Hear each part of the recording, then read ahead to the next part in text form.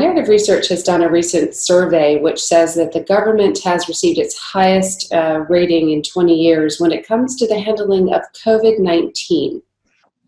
Yeah, we asked people for their views on a couple of things. One was their handling and their response to the pandemic.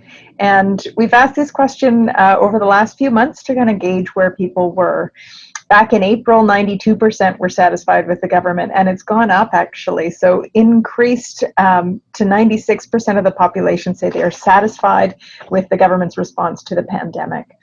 And we can trace this back to really a lot of communication, heightened transparency, really the more prominent profile that the government has had during the pandemic, and people are really very satisfied with what they've seen.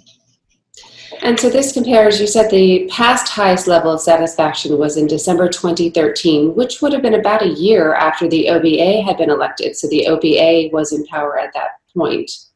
Yeah, so that's satisfaction with the government overall, and that's a little bit lower. So there we have 87% of the population said they were satisfied with the overall performance of the government. And as you say, that eclipses the last high that we had back in 2013, which was 71%. When we measured that same question, overall, how satisfied are you with the government, in March, so just a few months ago, it was 48%. So it's gone up nearly 30 points, really closely related to the handling of the pandemic. We've been measuring the same question for over 20 years, and we've always seen a very big divide between party allegiance, which has tended to go along racial lines as well. And we've never seen as small a gap as we've seen in this most recent poll. So the vast majority of the population, regardless of race, is satisfied with the government.